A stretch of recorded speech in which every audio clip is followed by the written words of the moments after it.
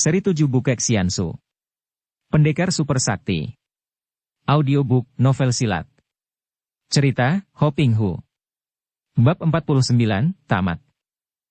Han Han teringat akan ilmu mukjizat yang seringkali timbul dalam dirinya, teringat akan pengalaman-pengalamannya yang lalu di mana tanpa disadarinya ia dapat menundukkan lawan hanya dengan kekuatan kemauannya menguasai kemauan orang lain. Akan tetapi ia pun terkejut mendengar disebutnya ilmu itu, dan teringat pula betapa dahulu ketika ia masih kecil, ia dituduh memiliki ilmu Ihuntu Hoat oleh mendiang Lau Pangcu. Setelah ia dewasa dan banyak mengenal tokoh-tokoh Kang Ou, ia tahu bahwa Ihuntu Hoat adalah semacam ilmu sihir yang dimiliki oleh Tai Li Lama.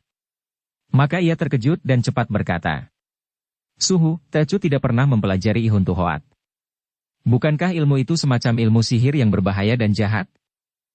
Ilmu tetap ilmu, baik atau jahatnya tergantung si pemakai. Akan tetapi memang benar bahwa makin tinggi ilmu itu, makin berbahaya karena besarnya kegunaan ilmu yang tinggi membuat manusia lupa diri dan mempergunakannya untuk mengejar kesenangan pribadi dengan merugikan orang lain. Ihuntu Hoat adalah ilmu untuk menguasai pikiran dan kemauan orang. Engkau sudah memiliki tenaga yang amat kuat, yang timbul secara aneh melalui pandang matamu. Hanya tinggal kau menguasainya saja, sehingga mampu mempergunakannya. Aku percaya bahwa engkau akan dapat memanfaatkan ilmu itu sebaik-baiknya. Caranya hanya melalui siulian dan pemusatan kekuatan yang kemudian diluncurkan keluar melalui pandang mata dan suara. Dengan jelas Kuai-Lo Jin memberi petunjuk kepada Han Han sampai 2 jam lebih. Akhirnya Han Han dapat mengerti jelas dan sebelum pergi, kakek itu berpesan. Engkau harus berhati-hati benar dengan ilmu ini, Sumahan. Dengan ilmu ini, yang kutahu amat kuat berada dalam dirimu, engkau akan menjadi seorang yang sukar terkalahkan dan dengan ilmu itu engkau dapat melakukan apa saja sehingga akan mudah menyeretmu sendiri ke jurang kehancuran. Selamat tinggal. Kuai-Lo Jin berkelebat pergi meninggalkan muridnya yang masih berlutut.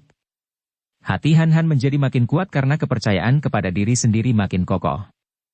Ilmu baru yang dimilikinya membuat ia menjadi makin tenang. Akan tetapi juga makin hati-hati mengendalikan perasaan dan hatinya, karena ia tahu bahwa dengan ilmunya ini ia akan dapat menguasai manusia lain yang tentu saja tidak memiliki kekuatan batin yang amat kuat. Karena waktu yang dijanjikan oleh Putri Nirahai tinggal beberapa hari lagi maka Han Han lalu mempergunakan gerak kilatnya untuk berloncatan cepat meninggalkan tempat itu, menuju ke kota raja. Biarpun ia menghadapi saat yang amat menenangkan, yaitu perjumpaannya kembali dengan putri itu, namun hatinya tetap diliputi kekhawatiran kalau-kalau akan muncul penghalang besar bagi kebahagiaannya bersama Nirahai. Han Han tiba di kota raja tepat pada hari yang dijanjikan, yaitu sebulan setelah berpisah dengan Nirahai. Pagi hari itu, dengan tenang ia berjalan memasuki kota raja dan langsung ia menuju ke istana.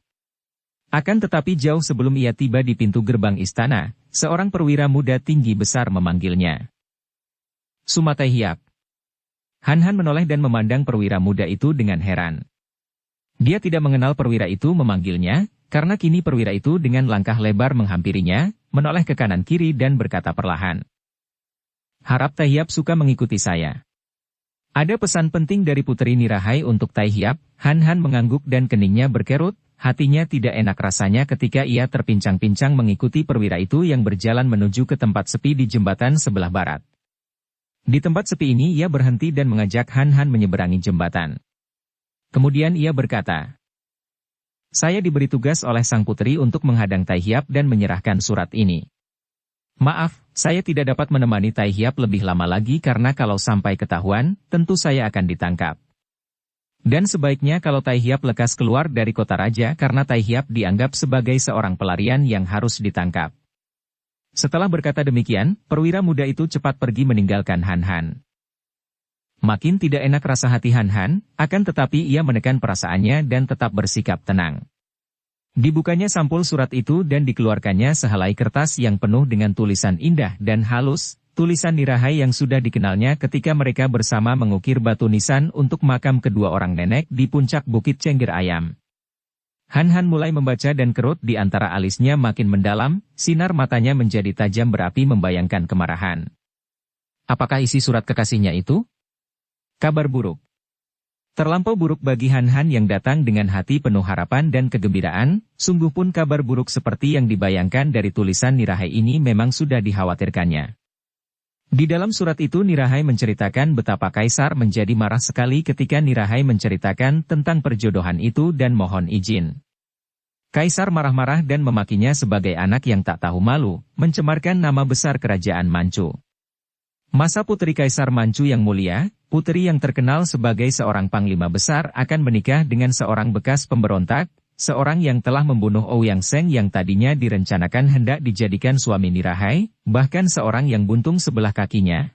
Kemarahan Kaisar amat hebat sehingga Kaisar memerintahkan para pengawal untuk menangkap Nirahai dan memasukkan putrinya sendiri itu ke dalam penjara istana. Aku ditahan di dalam kamarku sendiri di istana, demikian Nirahai menutup suratnya. Dilayani seperti biasa akan tetapi dikurung pasukan pengawal dan tidak boleh keluar dari kamar. Aku bingung dan tidak tahu apa yang harus kulakukan. Han Han, aku cinta padamu akan tetapi aku pun berat kepada keluarga dan kerajaanku. Biarlah kuanggap hal ini sebagai ujian bagi cinta kita, terutama ujian bagi cintamu. Terserah kepadamu apa yang akan kau lakukan kini untuk mencari jalan keluar. Dengan sinar mata berapi Han Han membaca kalimat-kalimat terakhir. Aku tahu bahwa ayahanda Kaisar telah terkena hasutan Pangeran Ouyang Chin-kok sehingga membencimu dan menyatakan bahwa aku lebih baik mati daripada menjadi istrimu. Han Han membaca sekali lagi isi surat itu dari awal sampai akhir, kemudian ia meremas hancur kertas itu. Nirahai menantangnya. Menantangnya untuk mengambil keputusan, untuk bertindak demi cinta kasihnya.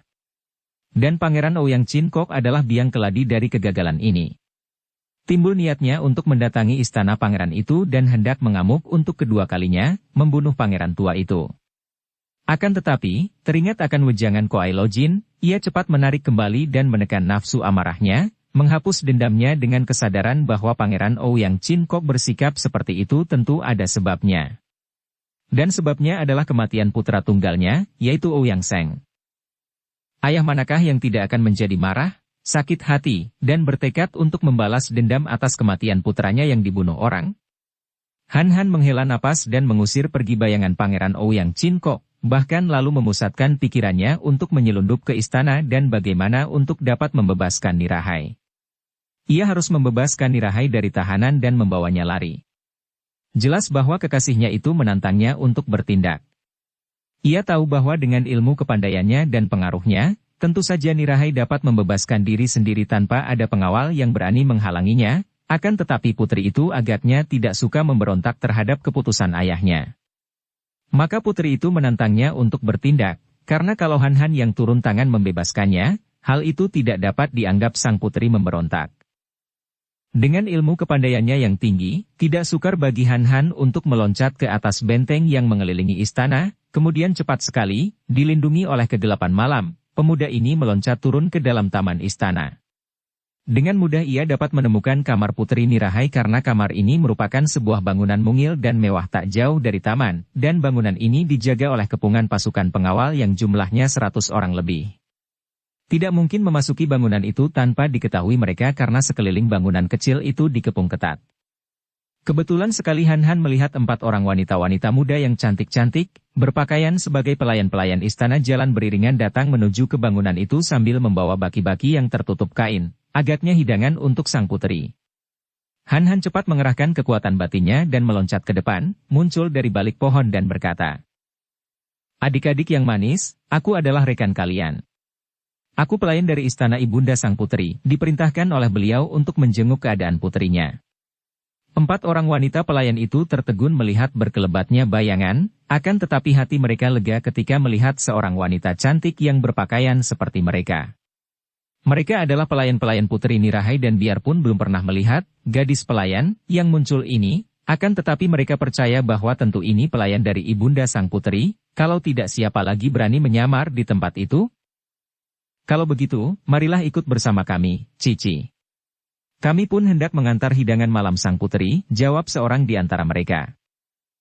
Han Han yang sudah berhasil menguasai 4 orang wanita pelayan itu menggunakan kekuatan gaib yang memancar keluar dengan pengaruh mukjizat sehingga mereka melihat dia sebagai seorang pelayan cantik, lalu berjalan perlahan di belakang 4 orang pelayan itu. Mereka mengambil jalan memutar dan menghampiri pintu samping yang terjaga oleh 5 orang pengawal. Melihat datangnya 4 pelayan sang putri Nirahai, 5 orang pengawal itu segera mengenal mereka dan tidak berani main-main karena pelayan-pelayan putri Nirahai ini selain memiliki ilmu silat yang tak boleh dipandang ringan, juga para pelayan Nirahai terkenal galak-galak dan tidak boleh diganggu. Han sudah menggunakan kekuatan matanya sehingga 5 orang pengawal itu pun melihatnya sebagai seorang gadis pelayan dan membiarkan Han lewat bersama 4 pelayan lain. Begitu memasuki sebuah kamar besar yang berbau harum dan indah, 4 orang pelayan itu sudah mengatur isi baki di atas meja dan Han yang melihat Putri Nirahai duduk termenung di dekat pembaringan, di atas sebuah bangku menghadapi meja bundar, cepat menghampiri dengan jantung berdebar saking terharu dan girangnya. Karena para pelayan masih berada di ruangan kamar itu, terpaksa Han lalu menggunakan kekuatan matanya, sambil berlutut ia berkata, "Putri, hamba datang menghadap." Nirahai membalikkan mukanya memandang dan darah ini bangkit berdiri.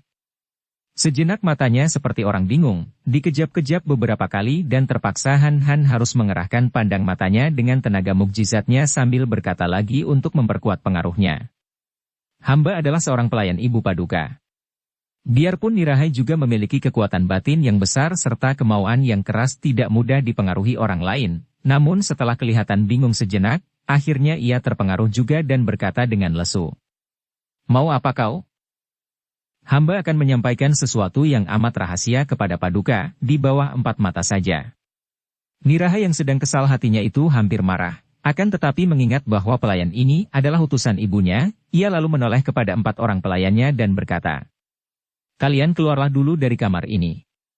4 orang pelayan yang sedang mengatur hidangan itu, sejenak menengok ke arah Han, kemudian mereka keluar dari kamar dan menunggu di luar kamar, di ruangan depan sambil berbisik-bisik. Hati mereka merasa iri dan tak senang karena belum pernah Putri Nirahai mengusir mereka hanya karena hendak bicara dengan seorang pelayan lain.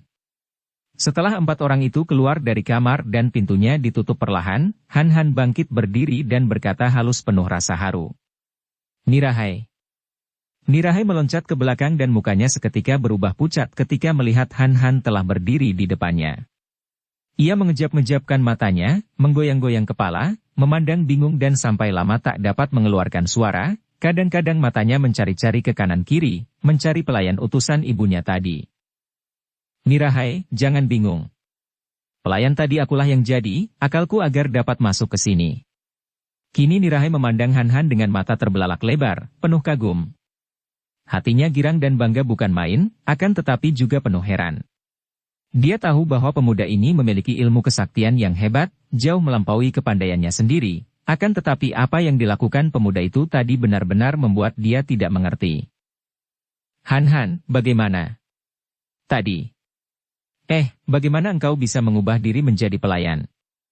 Han tersenyum dan melangkah maju, menyambar tangan kekasihnya itu dan memandang dengan wajah berseri, tersenyum dan sinar matanya mesra.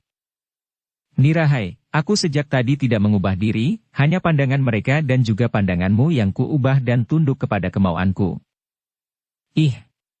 Ihun Tuhoat. Nirahai bertanya, tidak percaya.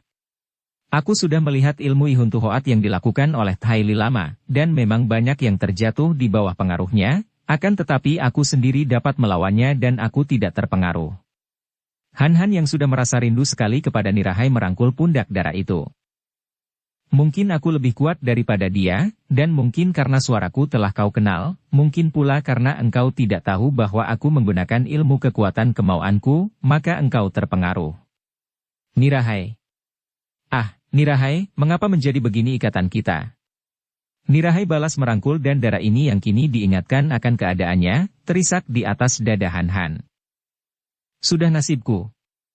Nasibku yang buruk dan malang." "Tidak, Nirahai. Tidak ada nasib buruk dan malang. Yang terjadi semua di dunia ini, yang menimpa kepada kita, baik maupun buruk, sudahlah semestinya dan tidak boleh kita terima sebagai nasib buruk. Hanya kita harus berusaha untuk mengatasi segala persoalan. Sekarang, setelah aku berhasil masuk di sini bertemu denganmu, apa yang kau kehendaki?" Nirahai melingkarkan kedua lengannya di leher Han. "Aku menyerahkan kepadamu. Engkau pilihan hatiku. Terserah. Aku hanya menurut." Han Han menjadi girang sekali dan baru sekarang ia merasa sebagai seorang laki-laki yang berdiri tegak, penuh tanggung jawab dan dibutuhkan seorang seperti Nirahai. Dahulu, melindungi dan membela Lulu ia anggap sebagai hal yang semestinya, tidak menimbulkan perasaan kagum seperti sekarang karena yang telah menyerahkan nasib diri kepadanya adalah seorang putri kaisar. Saking terharu dan girangnya, ia memegangi kedua pipi darah itu, mengangkat mukanya dan mencium bibir yang tak pernah membosankan itu. Ia berbisik mesra. Nirahai, pujaan hatiku, calon istriku. Biarlah aku yang larikan engkau dari tempat ini. Aku yang mempertanggungjawabkan kesemuanya. Tiba-tiba Nirahai melepaskan pelukan Han Han, menyambar baju tebal, topi bulu dan pedang payungnya yang baru. Han Han, kita lakukan bersama, dan mempertanggungjawabkan bersama. Kalau kita berdua menghendaki, siapakah yang akan mampu mencegah kita keluar dari sini? Tidak, Nirahai. Tidak boleh begitu. Engkau ditahan sebagai tawanan oleh ayahmu sendiri, tidak baik kalau engkau memberontak.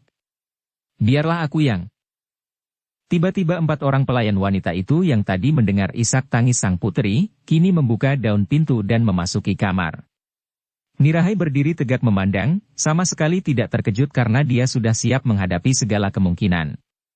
Setelah Han Han berada di sampingnya, putri ini menjadi besar hatinya, dibesarkan oleh rasa girang bahwa ujian terakhir bagi cinta Han Han ternyata membuktikan bahwa pemuda itu tidak gentar menghadapi tantangan dan bahaya untuk datang ke kamarnya, kamar tahanan dalam istana yang dikepung ratusan orang pengawal. Kini hatinya besar dan ia menanti reaksi dari kekasihnya ketika 4 orang pelayan itu masuk. Sejenak, 4 orang pelayan itu terbelalak dengan muka pucat. Han Han segera berkata sambil menggunakan ilmunya. Akulah dewa berkepala singa. Wajah 4 orang pelayan itu menjadi pucat sekali ketika mereka melihat seorang laki-laki berkaki buntung sebelah, memegang tongkat dan berkepala singa dengan sepasang mata mencorong mulut bergigi runcing terbuka. Kemudian, dengan kaki menggigil dan tubuh gemetar, 4 orang pelayan itu melarikan diri keluar dari pintu sambil menjerit-jerit seperti orang mengigau saking takutnya. Mereka adalah pelayan-pelayan Nirahai yang memiliki ilmu silat lumayan, untuk menghadapi lawan manusia, mereka cukup dapat diandalkan. Akan tetapi, melihat orang berkepala singa tentu saja menjadi ketakutan. Han Han mempergunakan kesempatan itu berkata cepat. Nirahai, engkau menjadi tawananku. Biarlah aku melarikan engkau dari tempat ini. Nirahai hanya mengangguk karena masih kagum menyaksikan pengaruh ilmu Han Han terhadap 4 orang pelayannya. Bagi kedua matanya, Han Han tetap seperti biasa, sama sekali tidak berkepala singa. Han Han cepat menggerakkan jari tangan kanannya, menepuk pundak Nirahai dan menotok jalan darahnya sehingga Nirahai terkulai lemas. Han Han lalu menyambar tubuh kekasihnya, memanggulnya di pundak kanan setelah menyelipkan senjata kekasihnya di pinggangnya. Cepat seperti kilat menyambar ia sudah meloncat keluar dari dalam kamar itu, terus berlari keluar dari pintu samping dari mana tadi ia masuk bersama 4 orang pelayan. Keadaan di luar geger tidak karuan ketika 4 orang pelayan itu menjerit-jerit dan berlari keluar. Sampai lama mereka tidak dapat bicara, hanya mengeluarkan jerit seperti orang mengigau. Seset. Taan. Singa, sehingga akhirnya para pengawal yang kebingungan menangkap lengan mereka untuk ditanyai. Memang inilah yang dikehendaki Han Han maka dia tadi membikin takut 4 orang pelayan, yaitu untuk mengacaukan keadaan para pengawal yang menjaga di luar.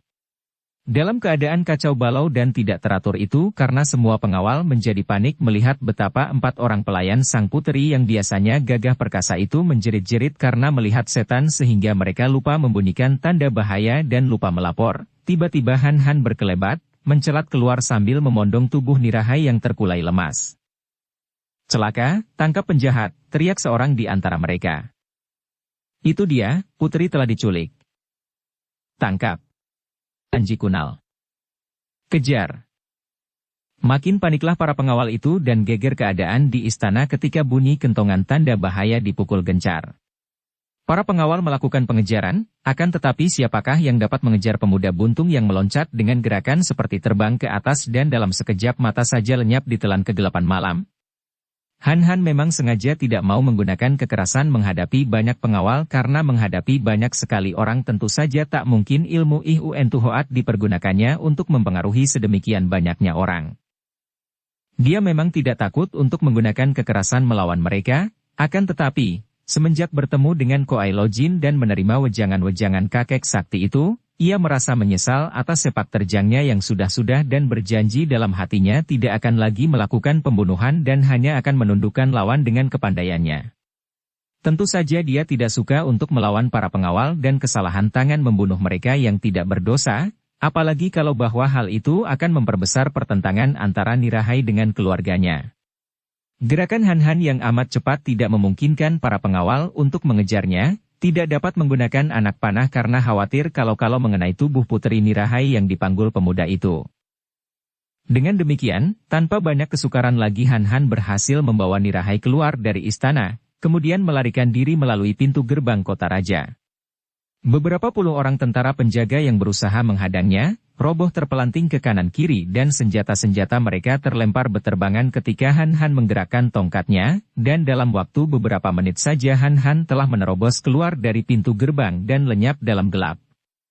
Setelah keluar dari benteng, Han-Han menurunkan Nirahai dan membebaskan totokannya, kemudian tanpa bicara lagi mereka melanjutkan perjalanan dan lari dengan cepat. Han-Han mengerti bahwa perasaan Nirahai tertekan sekali maka dia tidak mengeluarkan kata-kata, hanya berlari sambil menggandeng tangan kekasihnya. "Kemanakah kita pergi?" Tiba-tiba Nirahai bertanya tanpa mengurangi kecepatannya berlari. "Kita pergi ke tempat yang sunyi dan indah di dekat telaga." Nirahai tidak berkata-kata lagi dan mereka berlari terus. Han-Han merasa tidak enak hatinya. Bagi dia sendiri, tentu saja peristiwa ini amat menyenangkan hatinya. Ia mencinta putri yang jelita ini dan mereka telah dijodohkan oleh kedua orang guru mereka, Nenek Maya dan Nenek Hu Xiaobue. Andai kata dia diterima oleh kaisar dan tinggal di istana, tentu dia akan merasa sengsara dan tidak betah.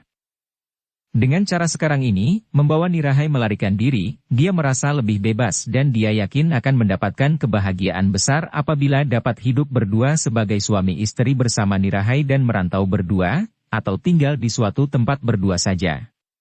Memang, bagi dia, peristiwa di istana ini amatlah menyenangkan. Akan tetapi, dia mengerti betapa peristiwa itu amat menghimpit perasaan hati Nirahai. Dia mengenal Nirahai sebagai seorang putri kaisar yang luar biasa, tidak hanya cantik jelita dan berilmu silat tinggi, malah juga menjadi pimpinan angkatan perang yang menumpas para pemberontak dan sisa-sisa kerajaan lama yang belum mau tunduk terhadap pemerintah Manchu. Darah jelita yang perkasa ini mempunyai kesetiaan besar terhadap kerajaan ayahnya dan kini dia melarikan diri sebagai seorang tahanan dan pelarian. Betapa hal ini tidak akan menghancurkan cita-citanya? Hati Han-Han khawatir sekali, akan tetapi dia tidak berkata apa-apa dan mempercepat gerakannya untuk mengimbangi larinya Nirahai yang amat cepat itu. Mereka seolah-olah berlomba kemana? Ke arah pantai bahagia. Mudah-mudahan begitu, bisik hati Han-Han. Dengan mesra ia menggunakan tangan kanannya menangkap tangan kiri Nirahai. Darah itu yang tadinya lari cepat tanpa bicara seperti orang termenung, menoleh dan mereka berdua saling pandang. Nirahai tersenyum dan balas menggenggam jari tangan Han-Han. Sambil bergandeng tangan, kedua orang muda yang berilmu tinggi itu berlari cepat sekali, bayangan mereka menjadi satu berkelebat cepat di antara bayang-bayang pohon. Indah sekali, indah dan sunyi. Nirahai berseru penuh kagum ketika mereka berdua tiba di pinggir telaga di mana terdapat dua buah bangunan mungil yang tadinya dijadikan tempat tinggal kakek sakti Koai Lojin. Akan tetapi ketika pagi hari itu mereka tiba di situ dan Nirahai mengagumi pemandangan indah di kala sinar matahari pagi membakar permukaan telaga dengan warna kemerahan, Han-Han tidak melihat semua keindahan itu karena tidak ada keindahan di dunia ini pada saat itu yang dapat menandingi keindahan wajah yang dipandangnya dari samping. Wajah yang lembut namun menyembunyikan kekerasan, wajah yang sejuk namun menyembunyikan api menggerahkan, wajah yang mirip benar dengan wajah Lulu. Memang indah, Nirahai. Indah sekali. Akan tetapi tidak sunyi. Dengan adanya kita berdua di sini, kesunyian musnah, dunia akan penuh dengan kita, dengan cinta kasih kita. Nirahai.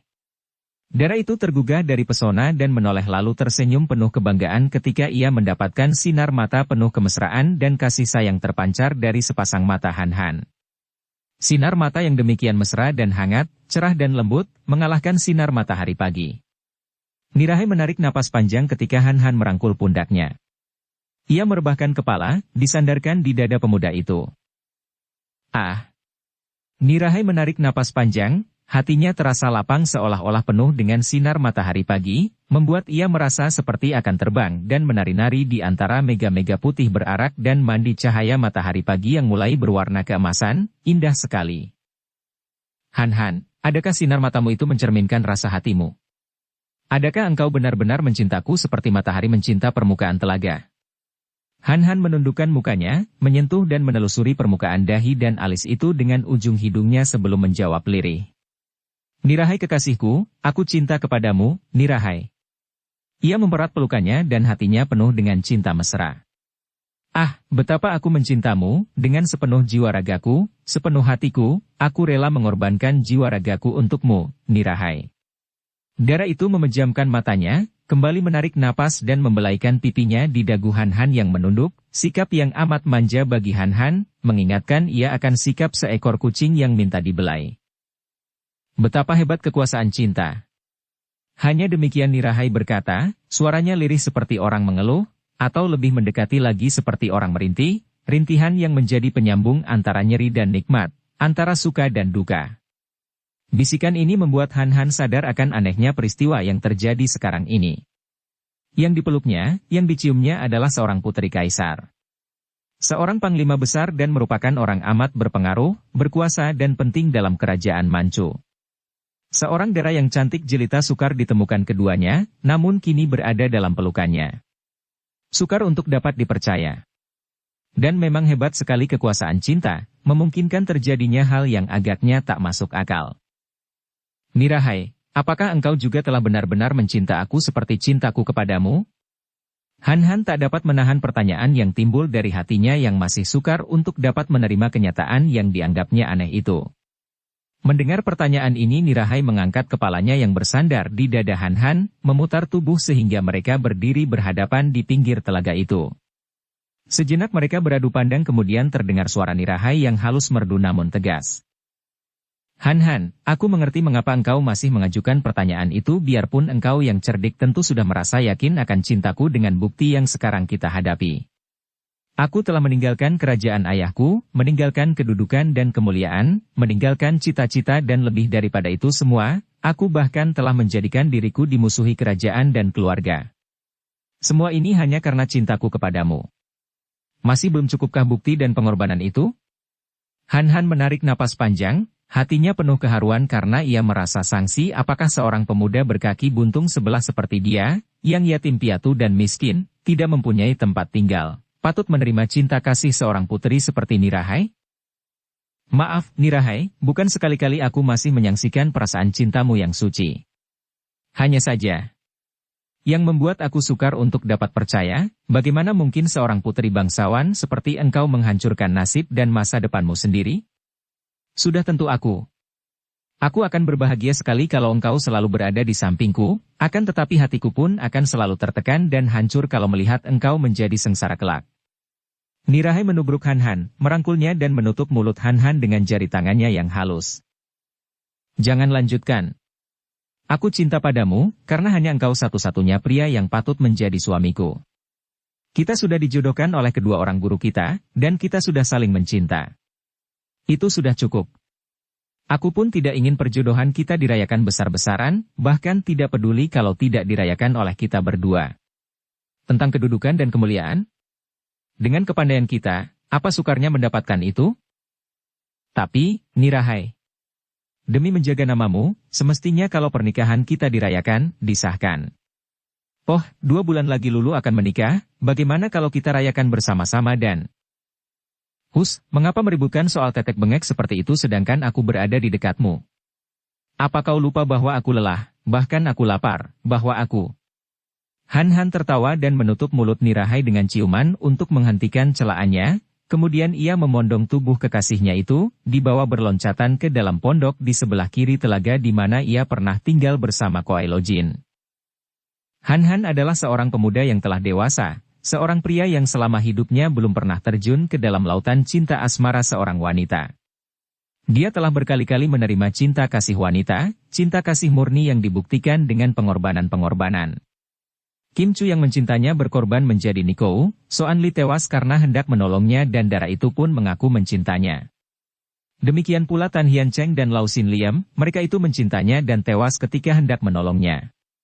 Betapapun juga, tidak pernah dia bermain cinta dengan seorang di antara mereka, apalagi karena di lubuk hatinya, ia tidak menemukan cinta kasih terhadap mereka. Kini, hatinya roboh di bawah kaki Nirahai. Dia mencinta putri kaisar ini, bahkan Nirahai juga mencintanya, dan mereka telah dijodohkan oleh kedua orang guru mereka. Adapun Nirahai adalah seorang darah bangsawan yang tinggi hati. Belum pernah ia tertarik kepada pria, apalagi jatuh cinta.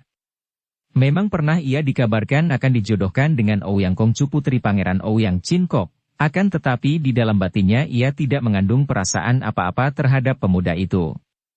Kini, begitu bertemu dengan Han Han, menyaksikan sepak terjang pemuda buntung itu dan terutama sekali setelah dia merasa kalah tibu menghadapi pemuda ini, dia tertarik dan sekaligus tunduk dan jatuh cinta. Apalagi setelah Nenek Maya mengambil keputusan menjodohkannya dengan Han Han, sudah bulatlah tekad di hati Nirahai untuk menjadi istri Han Han. Dia memiliki kekerasan hati yang luar biasa, maka untuk memenuhi keputusan ini, dia sanggup menempuh rintangan apapun juga. Kedua orang muda itu sudah sama dewasa, sama mencinta dan cinta kasih mereka makin mesra dan mendalam karena peristiwa di istana sehingga mereka merasa bersatu hati, sehidup semati.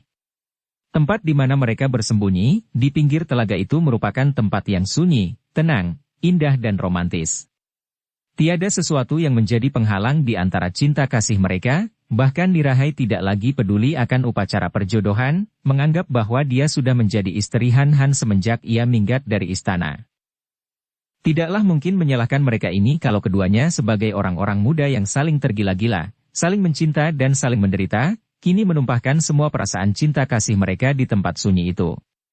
Bagi keduanya, hal ini merupakan pengalaman pertama sehingga membuat mereka lupa akan segala dan mabuk oleh manisnya madu asmara, terlupa masa lalu tak peduli masa depan, yang teringat hanyalah perpaduan kasih, di dalam pondok, di tepi telaga, di antara bunga-bunga yang tumbuh di hutan kecil pinggir telaga. Mereka bersenda gurau, saling menggoda, saling memanja, saling menyayang, tiada ubahnya seperti sepasang pengantin baru yang sedang berbulan madu. Betapapun besarnya badai dan ombak, akhirnya akan mereda juga. Gelombang nafsu asmara yang lebih besar dan dahsyat daripada badai dan ombak pun akhirnya akan mereda juga. Selama 1 bulan, Han Han dan Nirahai seolah-olah lupa segala, tidak peduli akan masa lalu dan masa depan, ingatnya hanya berlomba merenggut madu asmara yang makin direguk makin mendatangkan dahaga. Setelah lewat sebulan, cinta kasih mereka yang menyala-nyala terbakar nafsu berahi, mulai mereda dan mulailah mereka berdua sadar bahwa cinta kasih bukanlah cinta berahi semata, dan mulailah keduanya merenungkan masa depan mereka. Bagaikan dua orang yang mengasuh tenang setelah diombang-ambingkan gelombang dahsyat, selama sebulan lebih, pada pagi hari itu mereka duduk di tepi telaga. Han Han duduk bersandar batu hitam yang dulu seringkali dijadikan tempat duduk Kuai Lo Jin di waktu memancing. Nirahai duduk di depannya, setengah di pangkunya dan merebahkan kepala dengan rambut terurai lepas itu di atas dada Han Han. Sampai berjam-jam keduanya duduk seperti itu, tak bergerak dan penuh dengan kebahagiaan, dengan kepuasan, saling menikmati kehadiran kekasih masing-masing yang hanya terasa oleh detik jantung dan alunan nafas.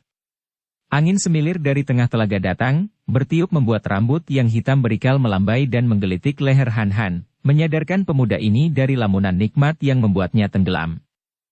Ia menggerakkan lehernya mengusir rasa gatal dan geli, kemudian melanjutkan gerakan jari-jari tangannya dengan mengelus rambut halus di atas dadanya itu penuh kasih sayang dan mesra. Nirahai, istriku tercinta. Nirahai bergerak, menengadah dan tersenyum memandang wajah Han Han. Dan engkau suamiku. Han Han menunduk dan memberi hadiah ciuman mesra untuk sebutan yang menggetarkan perasaannya itu. Biasanya, selama sebulan ini, sebuah ciuman saja sudah cukup membuat keduanya tenggelam dalam lautan asmara, tidak ingat lagi akan hal lain, menghapus semua niat yang hendak dibicarakan, karena semua kemauan sudah lumpuh dan kalah oleh gelombang asmara yang menghanyutkan. Akan tetapi kini Han Han dapat menahan diri dan ia berbisik. Nirahai, aku teringat bahwa sebulan lagi Lulu akan menikah. Aku harus hadir dan menyusulnya ke Kuanteng. Marilah kita pergi ke sana. Sepasang mata Nirahai yang selama sebulan ini selalu dalam keadaan seperti orang mengantuk, kini mulai menemukan kembali sinarnya ketika mendengar ucapan Han Han itu. Sudah sebulan mereka berdua tidak pernah mengucapkan kata-kata yang lain daripada cumbu rayu sehingga kini seperti baru sadar dari mimpi. Sadar bahwa di sana masih terdapat banyak hal lain di samping urusan cinta mereka. Matanya mulai bersinar, perlahan ia bangkit dari dada suaminya, lalu duduk di atas tanah bertilam rumput, memutar tubuh berhadapan dengan Han Han. Kedua tangannya mulai memilin-milin rambutnya yang selama ini dibiarkan terurai lepas untuk dibelai dan dipermainkan jari-jari tangan Han Han yang penuh cinta kasih. Baru saat itulah keduanya saling pandang dalam keadaan sadar, dan otomatis timbul kerut-kerut kecil di wajah mereka, Han Han pada dahinya, Nirahai di antara kedua matanya. Han Han, engkau tahu bahwa tidak mungkin bagi aku untuk pergi ke Kuanteng atau kemanapun juga. Aku telah menjadi seorang pelarian, dan aku merasa malu untuk bertemu dengan tokoh-tokoh Kang Ou kalau mereka mendengar bahwa aku adalah seorang putri pelarian. Mengapa tidak mungkin, isteriku? Han Han menggenggam tangan Nirahai. Mengapa tidak mungkin pergi ke sana? Apa yang ditakuti? Andai kata engkau dikejar, apakah kita tidak mampu melawan? Dan mengapa pula malu kepada orang lain? Siapa yang akan berani menghinamu? Akan kuhancurkan mulut yang berani mengejekmukmu. Nirahai menggeleng kepalanya, lalu berkata, suaranya tegas. Tidak, suamiku. Aku tidak mau pergi ke Kuanteng atau kemana saja. Aku sudah mempunyai rencana matang yang sudah berhari-hari ini kupikirkan dan baru sekarang akan kusampaikan kepadamu. Berdebar jantung Han Han, seolah-olah ada firasat tidak enak terasa olehnya. Ia menatap wajah Nirahai dan dengan hati kecut ia mendapat kenyataan betapa wajah yang cantik itu diselubungi kekerasan hati yang sukar ditembus. Diam-diam ia menjadi gelisah, akan tetapi ia menekan hatinya dan bertanya halus. Nirahai, bagaimanakah rencanamu itu? Di selatan ini aku yang telah membuat jasa besar telah dimusuhi oleh kerajaan. Karena itu, jalan satu-satunya bagiku adalah kembali ke utara. Di Hitan aku akan lebih dihargai, dan aku mempunyai seorang paman, adik ibuku, yang kini menjadi seorang panglima besar dari suku bangsa Mongol. Aku hendak menyusulnya ke sana dan engkau. Kuharap saja suka pergi ke sana bersamaku, Han Han. Sejenak kedua orang yang selama sebulan lebih mabuk dan tenggelam dalam lautan asmara itu, kini saling berpandangan penuh kesadaran dan penuh kekhawatiran menyaksikan jalan pikiran dan cita-cita mereka yang saling bertentangan. Aku harus mengurus pernikahan adikku. Han Han membantah lemah, berpegang kepada alasan ini untuk menarik Nirahai yang dicintanya itu dari cita-citanya akan pergi ke utara di luar tembok besar. Nirahai mengangguk-angguk, tersenyum lalu merangkul Han Han, menciumnya mesra yang dibalas Han Han sepenuh hatinya. Akan tetapi, kedua orang ini merasa betapa dalam ciuman mereka terdapat sesuatu yang mengganjal, tidak seperti yang sudah-sudah dan keduanya menjadi gelisah. Aku tahu, Han Han. Memang seharusnya engkau menghadiri pernikahan Lulu. Pergilah ke Kuanteng dan uruslah pernikahan adik kita itu. Aku akan menantimu di sini dan kalau engkau sudah kembali ke sini dari Kuanteng, kita berdua baru pergi ke utara. Han Han mengerutkan keningnya dengan jantung berdebar tegang. Ke utara? Mau apa ke sana? Hidup di antara suku bangsa Mongol yang sama sekali asing baginya. Teringat akan sejarah betapa bangsa Mongol pernah menjadi penjajah bangsanya, dia tahu bahwa tentu dirinya akan terlibat urusan politik dan pemerintahan lagi di utara yang asing itu dan ia maklum bahwa dia tidak akan merasa bahagia di sana. Ia seolah-olah dapat merasa betapa bahaya besar bagi kebahagiaan dia dan Nirahai menunggunya di utara. Cepat ia memegang kedua pundak Nirahai, memaksa kekasihnya itu menghadapnya dan memandang wajah yang jelita itu penuh selidik. Nirahai, kekasihku, pujaan hatiku. Engkau adalah istriku, dan aku akan hidup sengsara tanpa engkau di sampingku. Marilah engkau ikut bersamaku, ke Kuanteng, kemudian merantau kemana saja, berdua, hidup penuh bahagia, jangan kita melibatkan diri lagi dengan urusan kerajaan. Aku mendapat firasat buruk, kalau kita pergi ke utara. Tentu kita akan terlibat dan terseret lagi dalam urusan kerajaan, politik dan perang. Aku ingin kita berdua hidup merantau, bebas lepas tidak terikat urusan duniawi, seperti sepasang burung dara di angkasa. Marilah, Nirahai sebelum terlambat. Han Han yang merasa gelisah itu menjadi terharu dan hendak memeluk istrinya, akan tetapi tiba-tiba Nirahai melepaskan diri dari pelukan Han Han, mundur 3 langkah dan menatap wajah Han Han dengan sinar mata tajam dan wajah diliputi sikap dingin murung. Han, sudah kukhawatirkan hal ini akan terjadi semenjak malam pertama aku terlena dalam belai rayumu. Engkau lupa bahwa aku adalah seorang putri. Bahwa tak mungkin bagiku hidup seperti seorang petualangan yang tak tentu tempat tinggalnya. Engkau lupa bahwa di dalam tubuhku mengalir darah pahlawan, yang semenjak nenek moyangku dahulu rela mengorbankan jiwa raga demi untuk negara dan bangsa. Biarpun kini kerajaan menganggap aku seorang pelarian, namun aku tetap harus bersetia kepada kerajaan ayahku. Han menjadi pucat wajahnya dan ia membantah lemah. Nirahai, akan tetapi engkau istriku yang tercinta. Nirahai tersenyum pahit. Memang, aku istrimu yang mencintamu, Han.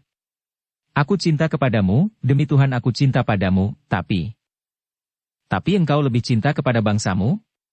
Han berseru penasaran dan hatinya berduka sekali. Sadarlah ia kini bahwa ia lupa akan sebuah hal yang membuat Nirahai amat jauh bedanya dengan Lulu. Memang wajah mereka mirip sekali, mempunyai segi-segi keindahan yang sama. Akan tetapi ia lupa bahwa Nirahai tidak mungkin bisa memiliki jiwa seperti Lulu yang lebih polos dan jujur, yang menganggap sama antara bangsa-bangsa sehingga Lulu tidak menaruh dendam terhadap bangsa pribumi, bahkan telah mengambil tindakan mengagumkan dengan mengangkat Lau Pangcu, pembunuh orang tuanya, sebagai ayah angkat.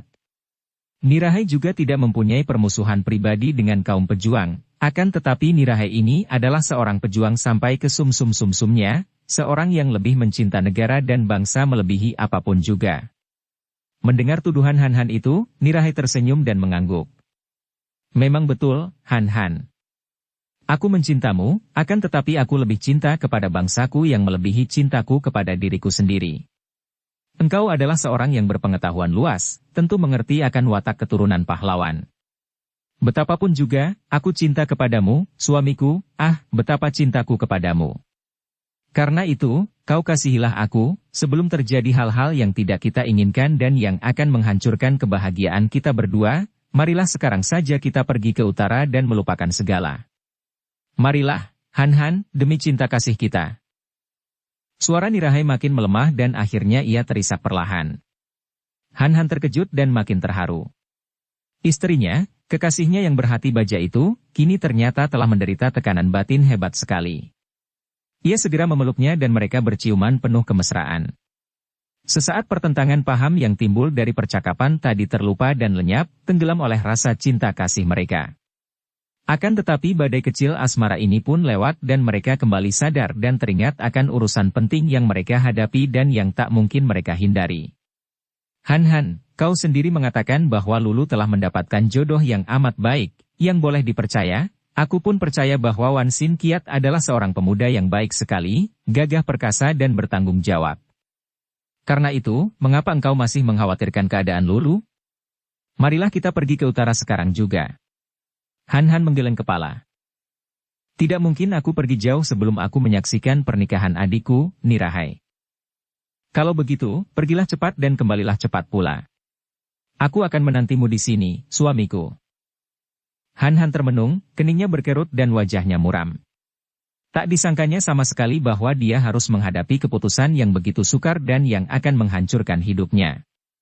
Dia membayangkan masa depannya bersama Nirahai di utara, di antara bangsa Mongol yang asing baginya sama sekali. Dia membayangkan Nirahai menjadi seorang pahlawan putri di antara bangsa Mongol dan dia sendiri.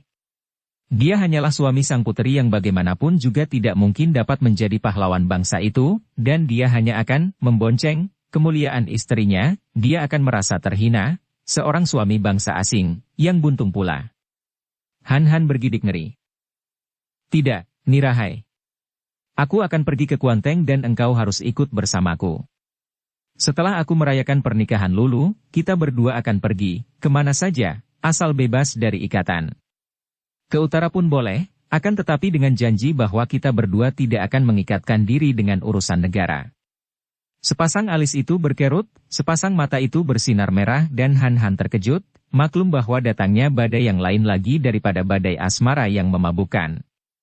Setelah berulang kali menarik napas panjang sampai terdengar nyata, Nirahai berkata, "Sudah kukhawatirkan akan menjadi begini, jodoh takkan dapat kekal hanya didasari cinta berahi saja. Yang penting adalah kesesuaian paham dan cita-cita." Han, tak mungkin aku dapat memenuhi permintaanmu itu. Kalau engkau memang mencintaku, engkau harus memenuhi permintaanku ikut dengan aku sekarang juga ke utara. Engkau yang tidak sungguh-sungguh mencintaku, Nirahai. Engkau lebih mencinta cita-citamu. Dan engkau, Han, engkau seperti telah buta. Engkau memang mencintaku, cinta nafsu, padahal sesungguhnya engkau mencinta Lulu. Han meloncat kaget dan memandang Nirahai dengan mata terbelalak. Apa? Apa kau bilang? Nirahai tertawa pahit dan anehnya, 2 titik air mata membasahi kedua pipinya. Ia tertawa akan tetapi menangis, amat mengharukan ketika suaranya yang gemetar berkata. Ku ketahui setelah terlambat, baru pada akhir-akhir ini. Engkau mencumbu dan merayu, mencinta tubuhku, akan tetapi hatimu lari mencari Lulu.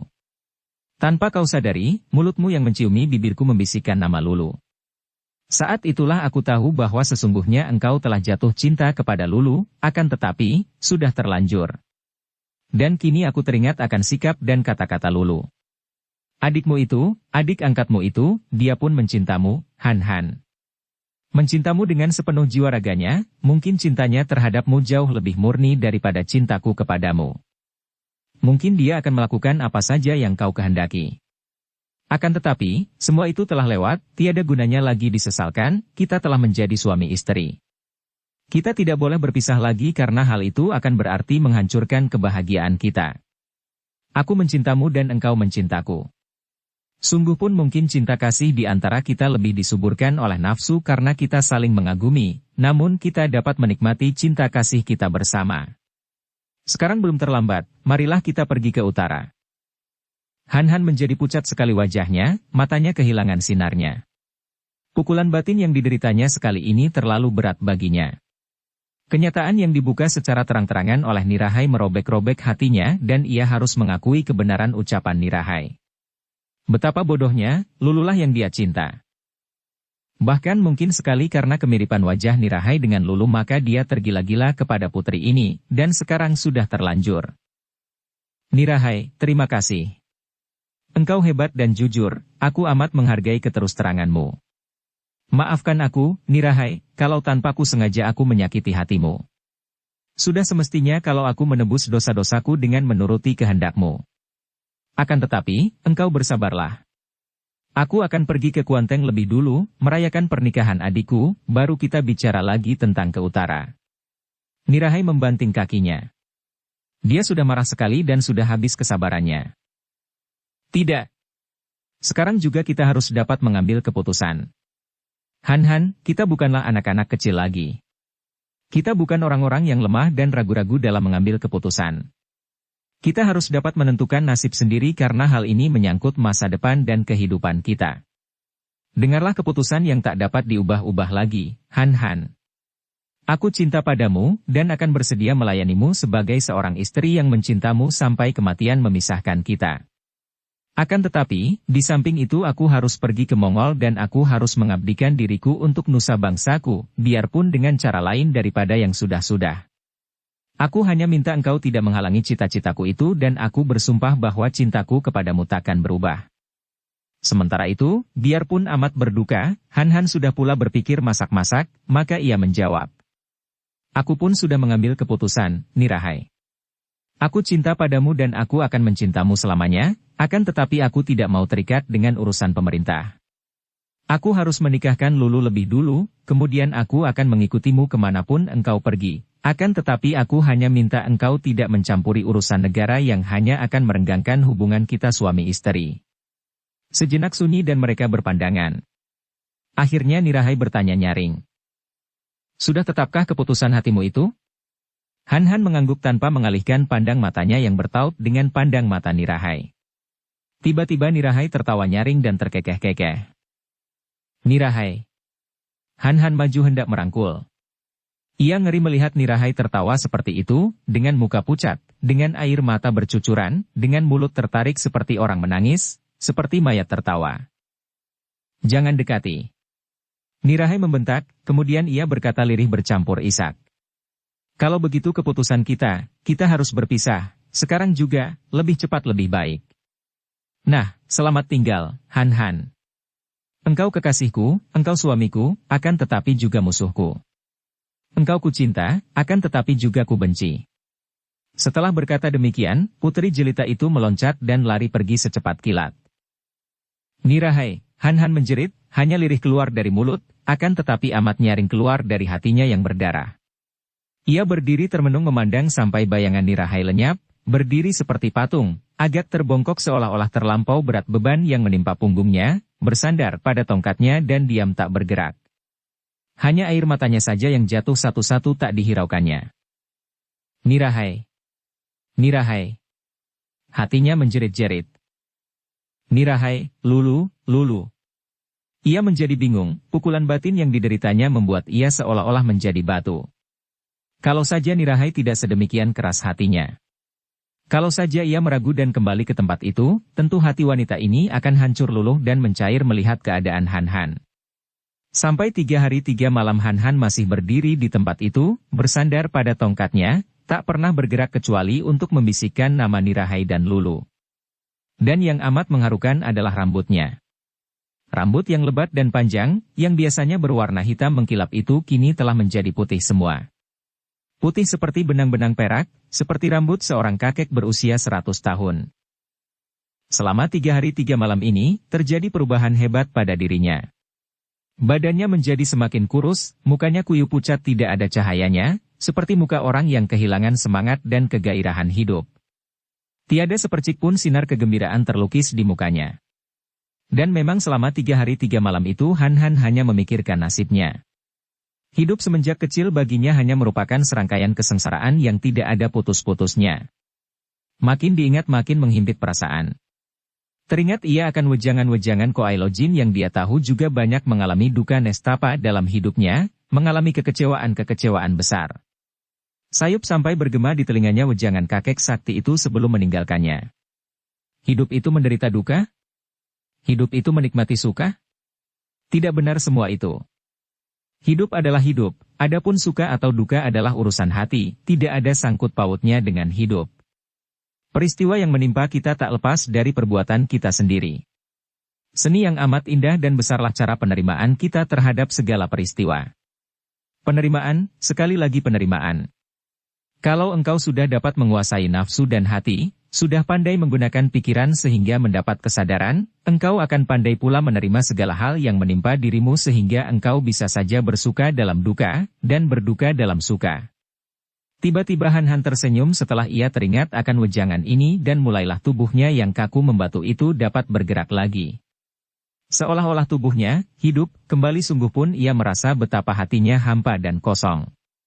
Dia tidak sadar bahwa rambutnya sudah putih semua dan bahwa ada sinar aneh terpancar dari matanya yang biasanya bersinar tajam luar biasa.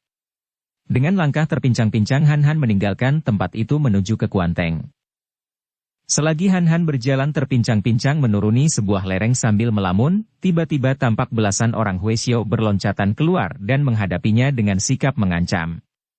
Han Han mengangkat muka memandang dan ia mengenal Cheng San Huesio dan belasan orang anak murid Xiao Limpai, semuanya pendeta-pendeta berkepala gundul yang tingkatnya sudah tinggi. Han Han merasa heran. Kalau sampai ketua Xiao Limpai sendiri keluar dari Xiao Limsi, tentulah ada urusan yang amat penting. Biasanya yang mewakili ketua Xiao Limpai ini adalah Cheng Tu Huesio, sute dari Cheng San Huesio.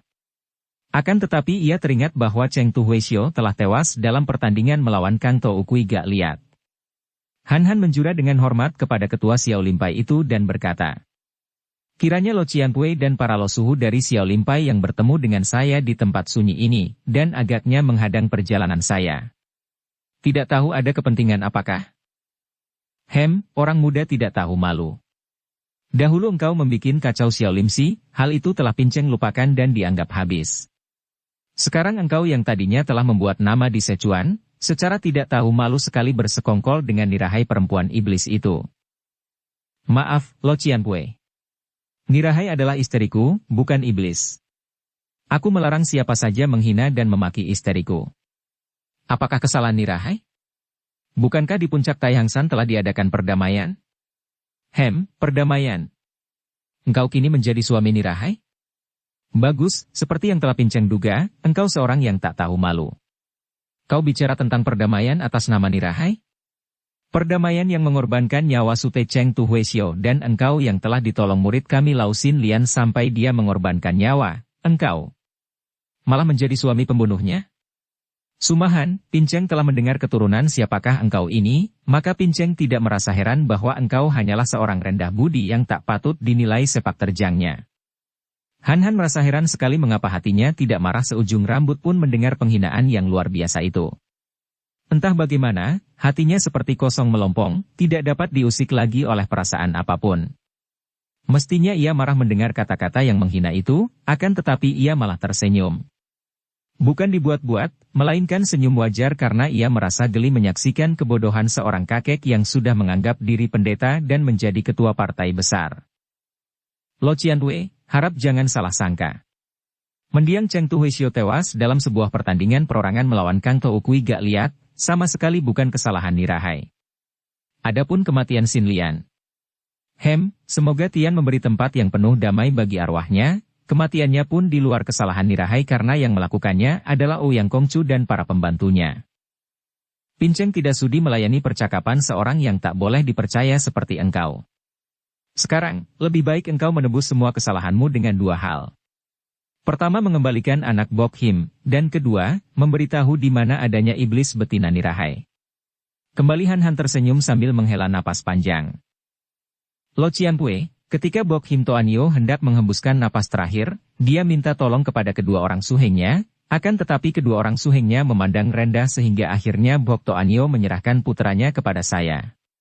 Sekarang Lo Qianwei memintanya, untuk apa? Untuk apa, kau tidak perlu tahu. Anak itu adalah anak Bok Him seorang murid kami, kamilah yang berhak atas dirinya. Saya sendiri belum menemukan anak itu, Lo Qianwei, maka tidak dapat saya serahkan, dan kalau Lo Qianwei hendak mencarinya, silakan mencari sendiri. Adapun tentang Nirahai, saya tidak dapat memberitahu kepada siapa juga kemana perginya karena saya harus melindungi istri saya.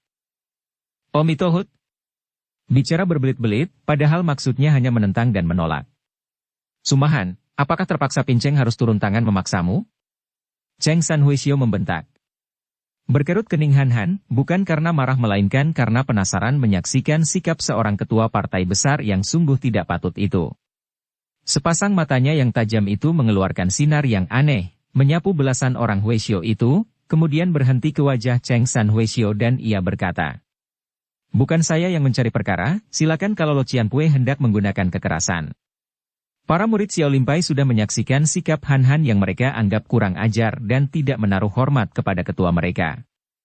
Terdengar bentakan mereka dan mereka sudah melolos senjata masing-masing, toya, golok dan pedang, gemerlapan tertimpa sinar matahari. Cui hendak menggunakan kekerasan. Jangan mengira bahwa saya takut menghadapi Cui. Lihat baik-baik, saya sudah siap, apakah Cui kira akan dapat mengalahkan saya? Para Huesio yang sudah menerjang maju dengan senjata di tangan itu tiba-tiba terbelalak dan berdiri di tempat masing-masing dengan muka pucat. Bahkan Cheng San Huesio sendiri berkali-kali mengucapkan, Omitohut, dan membaca mantera ketika melihat pemuda berkaki buntung itu kini berdiri dengan tegak, tubuhnya berubah menjadi dua. Kakinya tetap sebuah, akan tetapi kepalanya dua dan lengannya menjadi 4 buah, yang dua memegang tongkat yang dua lagi mengepal siap melakukan perlawanan. Omitohut. Dia menggunakan ilmu silat siluman. Jangan takut, serbu. Cheng San Huesio berseru penuh wibawa. 11 orang anak murid Xiao Limpai yang sudah tinggi tingkatnya itu, biarpun hati mereka gentar sekali, memaksa diri menyerbu ke arah Han Han yang masih berdiri tegak. Ketika senjata-senjata para anak buah Xiao Limpai itu datang menyambar seperti hujan, tiba-tiba tampak 2 batang tongkat berkelebat seperti 2 ekor naga. Terang cering-cering terak. Golok dan pedang beterbangan, toya-toya patah ketika bertemu dengan 2 batang tongkat itu. Bahkan Cheng San Huesio sendiri yang menyerbu dengan kepalan tangannya, bertemu dengan telapak tangan yang mengandung hawa panas sekali, membuat ia terhuyung mundur. Cheng San Huesio, jalan kekerasan hanya akan mendatangkan maut dan kerusakan kepada diri sendiri. Selamat tinggal dan ingatlah selalu bahwa saya sedikit pun tidak pernah dan tidak akan memusuhi Xiao Limpai yang saya hormati dan kagumi. Pemuda ini menggunakan kekuatan matanya dan menggunakan ilmunya Soan Hong Lui Kun, sekali berkelebat lenyap dari depan mata para murid Xiao Limpai. Dia menghilang seperti siluman. Para murid Xiao Limpai berbisik dengan suara gemetar. Namun ketua Xiao Limpai yang sudah tinggi ilmunya itu maklum bahwa Han Han menggunakan ilmu ginkang yang luar biasa sekali di samping pengaruh pandang matanya yang dapat menyihir para muridnya termasuk dia sendiri. Maka dia menarik napas panjang dan mengajak murid-muridnya pergi dari situ untuk melanjutkan usaha mereka mencari Nirahai yang tentu saja sia-sia belaka karena pada waktu itu, Nirahai telah pergi jauh ke utara dengan hati yang sama hancurnya seperti yang diderita Han Han. Setelah mengalami peristiwa pertemuannya dengan ketua Xiao Limpai yang amat tidak enak itu, Han Han tidak mau lagi termenung dan ia melakukan perjalanan cepat sambil mengerahkan kepandaian, menghindarkan pertemuan dan terutama sekali bentrokan dengan orang lain. Demikianlah, pada suatu pagi, saat yang ia rindu-rindukan, yang dinanti-nantikan tiba, ketika ia memasuki kota Kuanteng dan dengan jantung berdebar ia langsung menuju ke Pek Eng Piao Kiok, yaitu gedung perusahaan ekspedisi milik Hawasan Pek Eng Tan Bukong, murid Hawasan Pai yang ramah itu. Han Koko. Lulu menjerit dan lari menyambut kedatangan Han Han ketika Han Han memasuki ruangan depan Pek Eng Piao Kiok. Lulu. Han Han memeluk adiknya dan menumpahkan seluruh kerinduan hatinya. Han Koko, rambutmu. Ah, rambutmu kenapa? Lulu yang sudah menangis itu menggunakan kedua tangannya membelai rambut yang putih semua itu. Han Koko. Kenapa engkau? Kenapa rambutmu? Jadi begini? Kembali Han Han merasai keanehan pada dirinya. Rasa haru menyusup ke dadanya, akan tetapi segera tenggelam seperti sebuah batu dilempar di permukaan telaga dan lenyap tak berbekas. Dia malah dapat tersenyum sambil mengelus rambut adiknya. Lulu, adikku. Rambut hitam menjadi putih apa anehnya? Sudah wajar dan harap jangan diributkan. Koko. Han Koko. Ah, Han Koko. Lulu merintih-rintih sambil menangis, air matanya membasahi baju di dada Han Han, dipandang penuh keharuan oleh Wan Sin Kiat yang pada saat itu merasa benar betapa besar cinta kasih calon istrinya kepada kakaknya.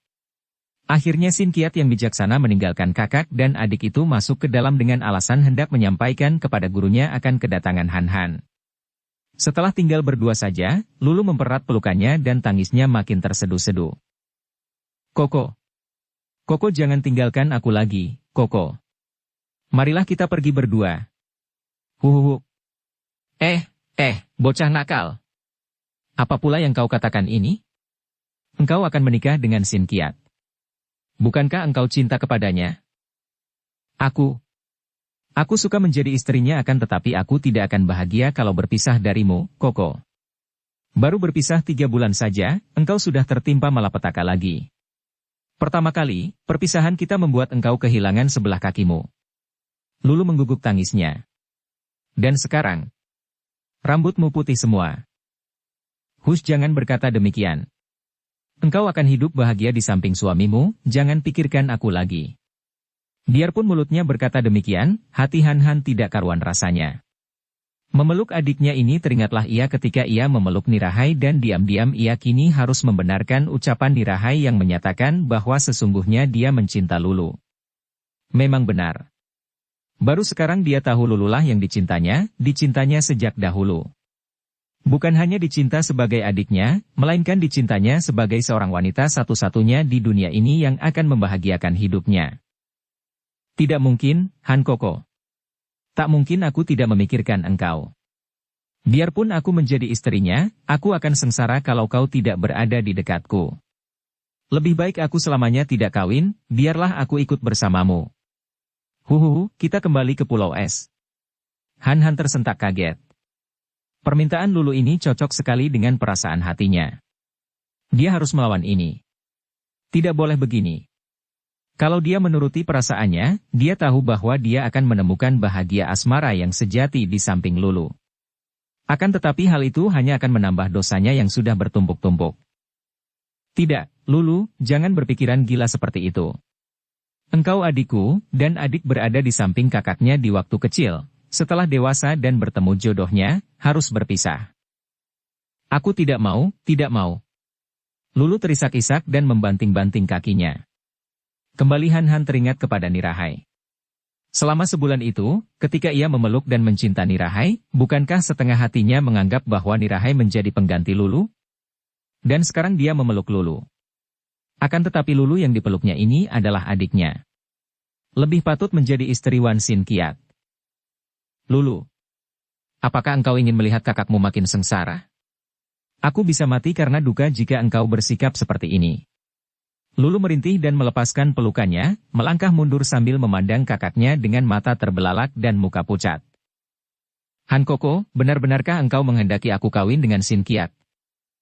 Sejenak mereka berpandangan. Lulu memandang dengan matanya yang lebar penuh selidik. Han berusaha mengelak dan menyembunyikan perasaan hatinya. Jelas sekali tampak olehnya betapa sinar mata adiknya itu menyorotkan cinta kasih yang mendalam, penuh pasrah. Cinta kasih dengan pemasrahan total tanpa halangan perbedaan paham seperti yang dimiliki Nirahai, dan agaknya karena kenyataan bahwa mereka kakak beradik yang membuat Lulu tidak berani menyatakan perasaan melalui mulutnya. Han mengerahkan seluruh kekuatan kemauannya untuk menekan perasaannya, kemudian ia tersenyum lebar dan memandang adiknya seperti memandang seorang anak nakal sambil berkata, Lulu, adikku sayang, mengapa kau masih bertanya lagi? Engkau tahu, satu-satunya kebahagiaan bagiku adalah melihat engkau bahagia adikku.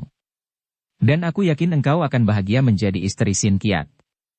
Bukankah selama ini dia bersikap amat baik padamu? Lulu menarik napas panjang, menggunakan punggung tangan untuk mengeringkan air mata dari pelupuk mata dan pipi. Dia baik, akan tetapi engkau jauh lebih baik. Hus? Tentu lain. Dia adalah calon suamimu, dan aku hanya kakakmu. Han menggandeng tangan adiknya sambil tertawa. Jangan seperti anak kecil, Lulu. Mari kita masuk menghadap Lo Cianpue Im Yang Seng Chu, guru Sin Kiat. Lulu terpaksa menghentikan tangisnya dan tidak sempat lagi berbantahan dengan kakaknya karena tak lama kemudian Sin Kiat muncul lagi bersama gurunya, Im Yang Seng Chu, Tan Bukong dan beberapa orang anak murid Hoa Sanpai yang telah berada di situ. Ketika melihat Han yang rambutnya sudah putih semua, Im Yang Seng Chu membalas penghormatannya sambil berkata, Xian Cai, telah banyak sudah aku mendengar akan sepak terjangmu, orang muda, membuatku kagum. Kiranya engkau cucu sahabatku Suma Hoa telah menjadi seorang pendekar yang amat sakti. Han yang sudah menjura penuh hormat, segera menjawab. Harap Lo Cianpue tidak memuji secara berlebihan. Saya hanyalah seorang kakak yang kini datang untuk merayakan pernikahan adik saya Lulu dengan murid Lo Cianpue. Mohon Lo Cianpue maafkan, karena keadaan kami kakak beradik yang tiada orang tua dan tidak memiliki sesuatu, maka segala pelaksanaan upacara dan perayaan kami serahkan kepada pihak Lo Cianpue. Sumatayap mengapa bersikap sungkan? Kita berada di antara keluarga sendiri. Tentu saja kami sudah mempersiapkan segalanya, bahkan kami telah menyebar undangan, kata Tan Piausu yang menjadi tuan rumah. Ramailah mereka merundingkan rencana pernikahan yang akan diadakan beberapa hari lagi. Kini Lulu tidak pernah rewel lagi sehingga hati Han terasa lega sungguh pun tiap kali bertemu pandang dengan adiknya itu, Han merasa jantungnya tertikam melihat sinar duka menyuramkan sepasang mata adiknya yang biasanya berseri dan wajahnya yang biasanya cerah itu. Akhirnya, tibalah harinya yang telah dinanti-nantikan dan dilangsungkanlah pernikahan antara Wan Sin Kiat, jago muda Hoa Sanpai yang berjuluk Hoa San Gihiap dengan Lulu. Upacara pernikahan dilangsungkan secara sederhana namun cukup meriah dan dihadiri oleh tamu-tamu terhormat dari kota Kuanteng dan sekitarnya. Han dan Im Yang Seng Chu sebagai wakil kedua mempelai, memandang penuh keharuan ketika sepasang mempelai bersembahyang di depan meja sembahyang, mengangkat dupa wangi, berdampingan dalam pakaian mempelai yang membuat Lulu tampak makin cantik jelita. Dalam keharuannya, Han merasa lega hatinya. Belum pernah ia merasa begitu lega hatinya seperti ketika menyaksikan adiknya bersembahyang di samping Sin Kiat. Adiknya merupakan satu-satunya persoalan yang memberatkan hatinya, karena kalau dia pergi menjauhi segala kesengsaraan dunia, bagaimana dengan adiknya yang ia ditinggalkannya? Kini adiknya sudah ada yang memiliki, ada yang mengurus, membela dan melindungi. Dan dia percaya bahwa Sin Kiat akan menjadi seorang suami yang baik. Dia percaya bahwa tentu Lulu akan hidup sebagai seorang istri yang penuh kebahagiaan. Malam tadi, untuk yang terakhir kalinya Lulu menemuinya dan menangis, dengan terisak-isak minta supaya pernikahan dibatalkan. Koko, lebih senang kalau aku pergi saja bersamamu. Demikian adiknya itu rewel lagi. Bagaimana engkau ini, Lulu? Besok dirayakan perkawinan, tamu-tamu akan datang, mana bisa dibatalkan? Terus terang saja. Katakanlah, Apa engkau tidak cinta kepada Sin Kiat? Lulu mengangguk. Aku suka padanya, Koko. Aku mau menjadi istrinya, akan tetapi berat sekali kalau aku harus berpisah darimu. Kau berjanjilah bahwa setelah aku menikah, engkau akan tinggal bersama kami untuk selamanya. Hus, bocah nakal, apa kau akan mengikat kakiku seperti seekor burung? Jangan begitu, adikku. Engkau mencinta Sin Kiat, dia pun mencintaimu. Kalau kalian sudah menjadi suami istri, berarti kalian merupakan dua tubuh satu hati, sehidup semati dan mengenai aku. Ah, aku hanya kakakmu, dan aku akan mencari jodohku sendiri. Terpaksa Han Han menggunakan alasan ini dan benar saja, wajah adiknya menjadi berseri dan biarpun pipinya masih basah, kini Lulu dapat tersenyum. Benarkah, Koko? Kenapa tidak dengan Suci Nirahai? Kalau saja kini rongga dada Han Han tidak sudah kosong melompong, tentu disebutnya nama Nirahai ini akan membuat perasaannya tertikam hebat. Akan tetapi tikaman itu mengenai tempat kosong dan ia hanya memejamkan mata sesaat, kemudian menjawab. Entahlah, adikku. Soal jodoh berada di tangan Tuhan, seperti jodohmu dengan Sin Kiat ini pun sudah ditentukan oleh Tian Yang Maha Besar. Bujukan-bujukannya ini membuat Lulu dapat bersikap wajar dan gembira ketika sepasang mempelai bersembahyang dan mengikuti upacara pertemuan. Setelah upacara selesai dan sepasang mempelai duduk bersanding, barulah pesta dimulai dan suasana menjadi gembira sekali. Sebagai kedua wali sepasang mempelai, Han Han duduk berhadapan dengan Im Yang Sengcu dan minum arak wangi. Akan tetapi, mendadak suasana gembira itu dipecahkan oleh suara yang nyaring menggema, datang dari luar pekarangan gedung Pek Eng Tiao Kiok. Sumahan, Pinceng tidak ingin mengganggu pesta pernikahan. Keluarlah agar kita dapat bicara. Han Han dan semua orang yang berada di situ terkejut karena suara ini mendatangkan getaran hebat yang seolah-olah menimbulkan gempa bumi. Han Han mengenal suara Tian Tok Lama, pendeta Tibet, maka ia lalu bangkit berdiri dan berkata kepada para tamu. Harap Cui melanjutkan makan minum, urusan ini adalah urusan saya sendiri yang akan saya bereskan di luar. Setelah berkata demikian, Han Han lalu terpincang-pincang keluar dari ruangan pesta itu. Akan tetapi, Im Yang Sengcu yang mengerti bahwa orang yang mengeluarkan suara seperti itu tentulah memiliki kepandaian yang luar biasa, segera bangkit dan diam-diam mengikuti Han Han. Lulu juga cepat bangkit berdiri dan sebelum dapat dicegah, sudah lari keluar. Tentu saja Sin Kiat tidak mau membiarkan istrinya pergi sendiri, dan cepat ia pun ikut keluar. Melihat betapa sepasang mempelai keluar, tentu saja para tamu menjadi tertarik dan ingin tahu, maka tanpa dapat dicegah lagi, berbondong-bondong mereka keluar untuk melihat apa yang terjadi. Ternyata yang berada di depan gedung Pek Eng Tiao Kiok itu adalah dua orang pendeta Tibet, bukan lain Tian Tok Lama dan Tai Li Lama yang berdiri dengan sikap tenang, akan tetapi mata mereka memandang marah. Kiranya Jiwi yang datang, kata Han Han, sikapnya tenang.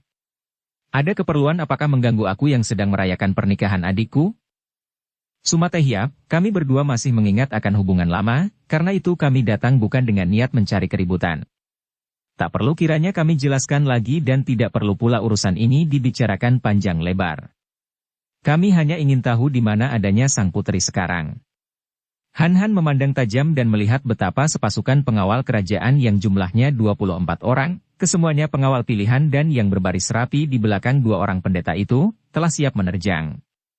Akan tetapi ia didahului oleh Im Yang Sengcu yang telah meloncat maju mendekati kedua orang pendeta lama itu sambil menudingkan tongkatnya.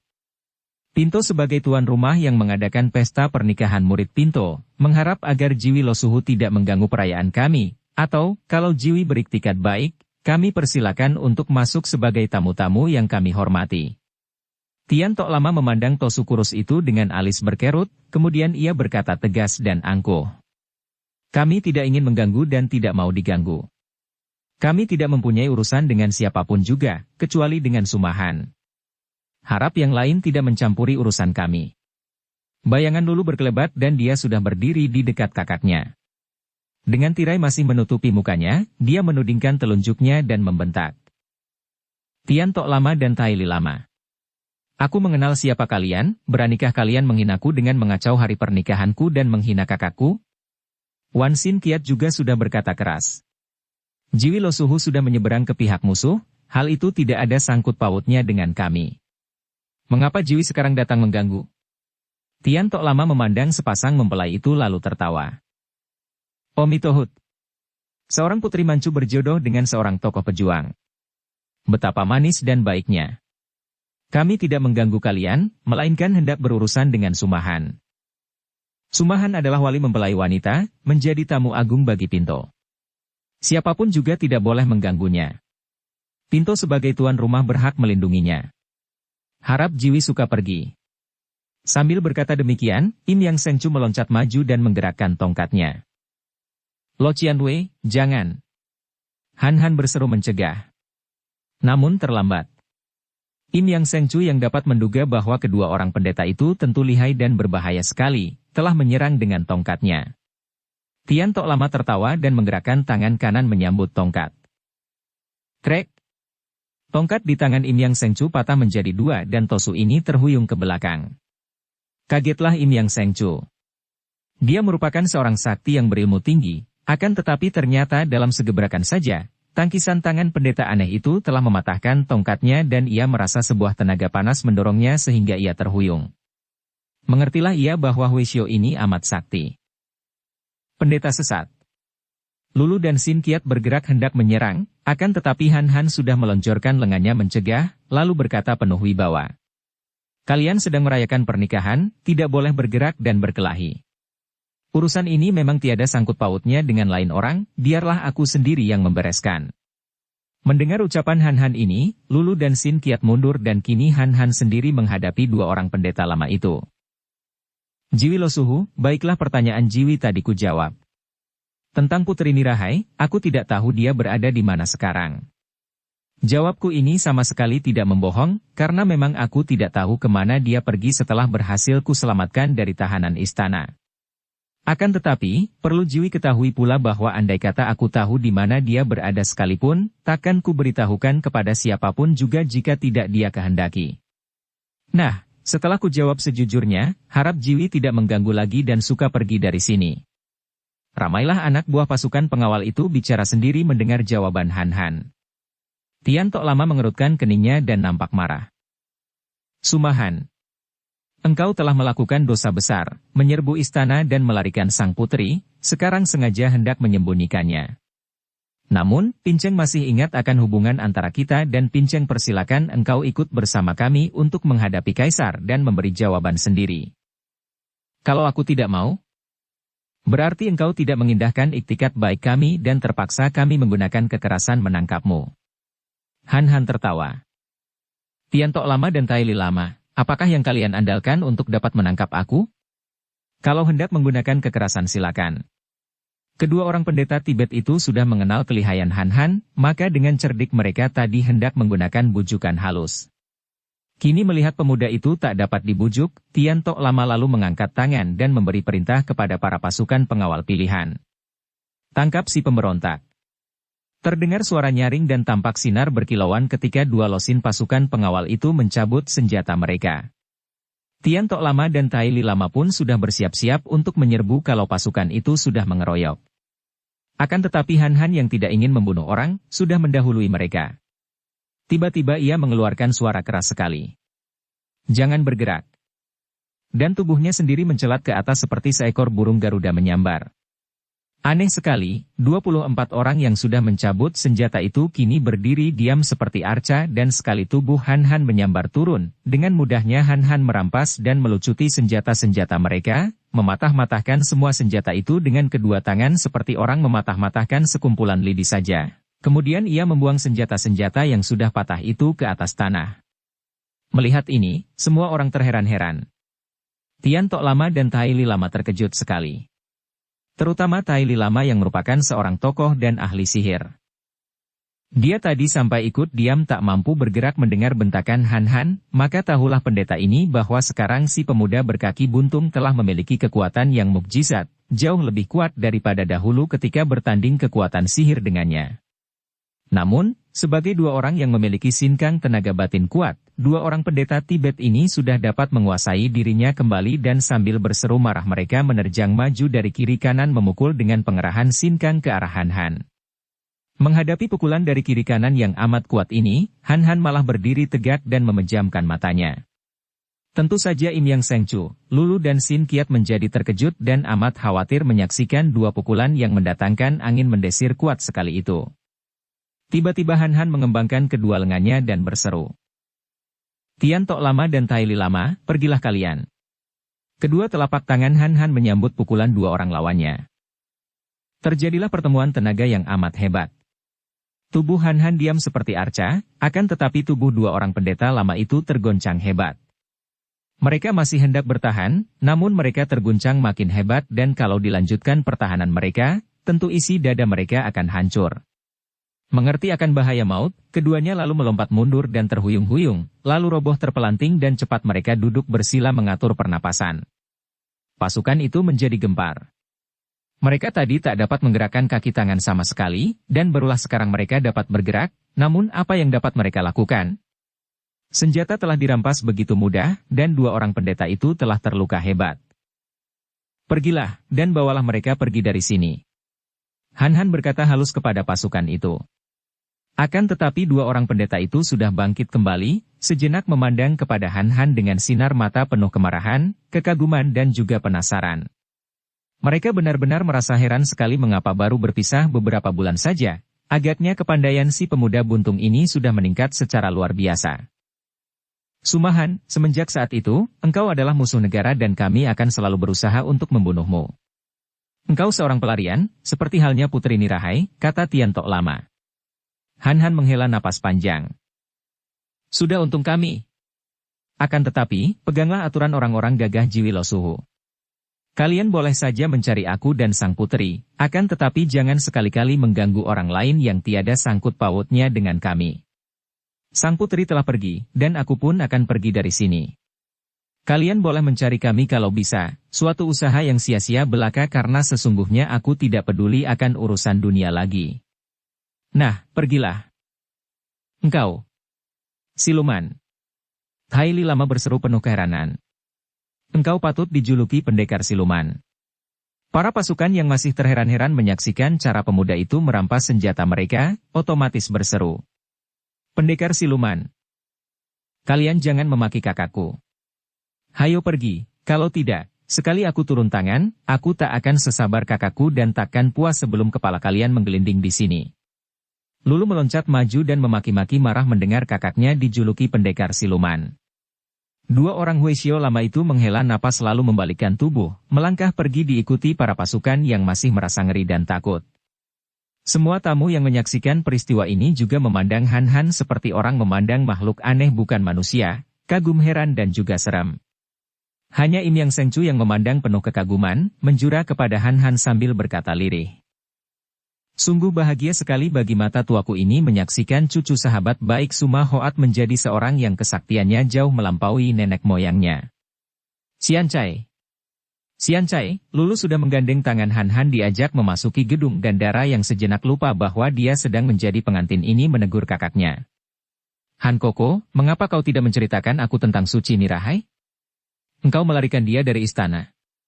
Ai, engkau nakal sekali. Kau harus menceritakan hal itu kepadaku, Koko. Setelah pesta pernikahan itu selesai dan para tamu sudah pulang, barulah pada malam hari itu Han Han terpaksa bercerita kepada Lulu dan Sin Kiat.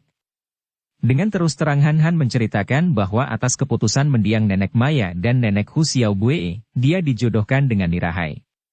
Mendengar penuturan Han Han sampai di sini, Lulu menangis.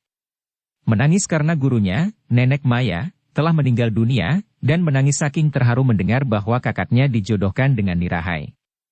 Han Han melanjutkan ceritanya yang menyedihkan, betapa Kaisar bukan hanya melarang perjodohan itu, bahkan menjebloskan Nirahai ke dalam penjara. Betapa dia menyerbu istana untuk membebaskan Putri Nirahai. Di mana Suci sekarang, Koko? Kenapa tidak ikut ke sini? Lulu bertanya tak sabar. Benar sekali pertanyaan isteriku, Han Han. Kenapa dia tidak ikut ke sini dan... Alangkah baiknya kalau tadinya dirayakan pernikahan kalian di sini, kata pula Sin Kiat yang menyebut Lulu, isteriku, dengan suara mesra, akan tetapi tidak dapat mengubah panggilannya terhadap Han Han yang dianggapnya sahabat sejak kecil. Iya, kenapa tidak begitu, Koko? Mana Suci? Lulu bertanya lagi penuh desakan. Han Han merasa jantungnya seperti ditusuk, akan tetapi hanya untuk beberapa detik saja karena perasaan ini telah tenggelam dan lenyap. Betapapun juga, wajahnya membayangkan kesayuan dan kekosongan, sayu dan layu, sinar matanya seperti lampu kehabisan minyak. Ia menghela napas dan menggeleng kepalanya. Dia telah pergi, Lulu. Dan harap jangan mendesakku. Cukup kalau kuberitahukan bahwa di antara kami tidak sepaham. Koko. Lulu memegang pundak kakaknya dan menangis. Dia telah mengenal betul wajah kakaknya dan maklum bahwa pada saat itu, kakaknya sedang menderita tekanan batin yang amat hebat. Hus, jangan begini, Lulu. Dari atas pundak Lulu, Han Han memberi isyarat kepada Sin Qiat untuk menghibur Lulu. Dia bangkit berdiri dan berkata, Lulu, tentang diriku tak perlu kau hiraukan lagi. Bagiku, yang terpenting adalah keadaanmu. Sudah menjadi kewajibanku untuk berusaha sekuat tenaga demi kebahagiaanmu. Kini engkau telah menemukan jodoh, telah mendapatkan seorang suami yang kupercaya penuh akan mencintamu selamanya, akan menjagamu, membimbingmu dan melindungimu dengan seluruh jiwa raganya. Maka legalah hatiku, adikku. Cukuplah hidup ini bagiku kalau melihat engkau bahagia. Kini aku dapat pergi dengan hati lapang, tidak lagi mengkhawatirkan hidupmu. Yang pandai-pandailah engkau menjaga dan mengatur rumah tanggamu, Lulu. Yang hati-hatilah engkau bersama suamimu mendayung biduk rumah tanggamu menuju ke pantai bahagia. Aku hanya dapat mendoakan setiap saat untuk kebahagiaanmu. Koko. Engkau akan kemana? Lulu bertanya dengan muka pucat melibat kakaknya bangkit berdiri dan agaknya siap hendak pergi itu. Han Han tersenyum, senyum yang menyayat jantung Lulu. Kemana? Tentu saja pergi dari sini, adikku. Aku sudah bebas sekarang, bebas lepas seperti burung di udara, bebas daripada tugas, bebas dari segala-galanya. Aku akan pergi, sekarang juga. Koko, jangan pergi sekarang. Lulu berteriak, mukanya makin pucat dan air matanya mengucur deras. Melihat keadaan istrinya ini, Sin Qiat cepat merangkul pundak istrinya dan ikut berkata. Han Han, mengapa tergesa-gesa? Tinggallah di sini barang sepekan. Han Han menengok keluar jendela. Bulan sedang purnama dan di luar rumah terang seperti siang. Tidak, aku harus pergi sekarang. Malam ini merupakan malam bahagia bagi kalian, dan merupakan malam keramat bagiku. Aku harus pergi, selagi bulan sedang purnama, selagi hatiku sedang terang. Han Koko. Lulu menjerit menahan isak. Engkau hendak pergi kemana? Malam-malam begini. Kemana? Kembali Han Han memaksa tersenyum kepada adiknya. Kemana? Kemanakah semua manusia akan pergi? Aku tidak tahu, adikku. Dunia ini terlalu luas, dan dimanapun sama saja. Terserah kepada hati dan kakiku kemana aku pergi. Jangan engkau memikirkan aku lagi, adikku. Nah, selamat tinggal. Koko. Diculik. Han Han, jangan pergi seperti ini. Besok saja. Sin Qiat mencegah. Tidak, sekarang inilah saatnya. Han Han terpincang-pincang keluar. Koko, aku antar engkau. Lulu mengejar. Sin Qiat juga mengejar. Kami antar sampai keluar kota, kata Sin Qiat yang terharu menyaksikan penderitaan istrinya. Han Han tak dapat membantah lagi. Di luar ruangan gedung, mereka bertemu dengan Tan Piao Su, atau Tan Bukong pemilik Pek Eng Piao Kiok. Ketika mendengar bahwa malam hari itu juga Han Han akan pergi, Tan Bukong menyatakan keheranannya, akan tetapi dia tidak berani mencegah bahkan ikut pula mengantar. Setibanya di luar kota, Han Han berkata, Sudah cukup, adikku Lulu. Cukuplah Sin Qiat dan Tan Piao Su. Kembalilah kalian ke kota, aku akan melanjutkan perjalananku. Koko. Koko. Jangan. Jangan tinggalkan aku. Lulu tidak mempedulikan apa-apa lagi, menubruk Han Han, merangkul dan menyembunyikan mukanya di dada kakaknya sambil menangis sesenggukan. Lulu, engkau bukan anak kecil lagi, mengapa bersikap begini? Tidak baik begini, Lulu. Bawalah aku, Koko. Bawalah aku tidak bisa berpisah lagi darimu. Lulu, Han Han membentak sehingga Lulu tersentak kaget. Dengan gerakan halus Han Han mendorong Lulu mundur, kemudian berkata, "Ingat, engkau adalah istri Wan Xin Qiat yang mencintamu dan kau cinta. Adikku sayang, selamat tinggal, semoga Tian melindungimu selamanya." Setelah berkata demikian, Han Han membalikkan tubuh dan berjalan terpincang-pincang meninggalkan mereka. Lulu seperti terkena pesona berdiri seperti patung, mukanya pucat, air matanya bercucuran, matanya tak pernah berkedip menatap tubuh yang pergi itu. Tubuh seorang laki-laki yang berkaki satu, terpincang-pincang dibantu tongkat bututnya, rambutnya terurai lepas berwarna putih. Sesosok tubuh yang menimbulkan haru dan iba kepada yang melihatnya, terutama sekali Lulu. "Koko. Han Koko. Kakakku." Xin Qiat sudah memegang lengannya. "Kuatkan hatimu, istriku. Biarkan kakakmu pergi, di sini ada aku suamimu yang mencintamu lahir batin." Xin Qiat menahan isak yang bercampur dalam suaranya. Lulu membalikkan tubuh memandang suaminya, lalu menubruk suaminya dan menangis terseduh-seduh. "Han Koko. Ah, Han Koko. Betapa malang dan sengsara nasib kakakku. Dia selalu berusaha menolong orang sengsara. Akan tetapi dia sendiri selalu dirundung malang. Oh, kakakku." Xin Qiat memeluk istrinya, kemudian mereka berdua memandang tubuh yang makin menjauh itu. Tubuh yang berjalan terpincang-pincang di bawah sinar bulan purnama, dan tidak pernah sekali juga Han Han menoleh. Bukan karena tidak ingin, dia ingin sekali menoleh, akan tetapi dia tidak mau tampak oleh mereka betapa kedua pipinya basah oleh tetesan air matanya. Berbareng dengan kepergian Sumahan atau Han Han, yang dikenal sebagai pendekar super sakti, juga pendekar siluman, maka berakhirlah cerita yang berjudul Pendekar Super Sakti ini. Khusus untuk para pembaca yang masih ingin mengikuti perjalanan hidup Han Han yang selama ini banyak menderita, pengarang menyusun sebuah cerita baru yang merupakan lanjutan cerita ini, yang berjudul Sepasang Pedang Iblis. Dalam cerita ini, pembaca akan berjumpa kembali dengan Han Han, dengan Nirahai, Lulu dan tokoh-tokoh dalam cerita Pendekar Super Sakti. Semoga cerita Pendekar Super Sakti ini mengandung manfaat bagi pembaca, dan pengarang menyertakan salamnya bersama salam dari Han Han kepada para penggemar dan sampai jumpa dalam cerita Sepasang Pedang Iblis. Tamat. Dukung kami dengan subscribe, follow, like, komen dan share. Terima kasih.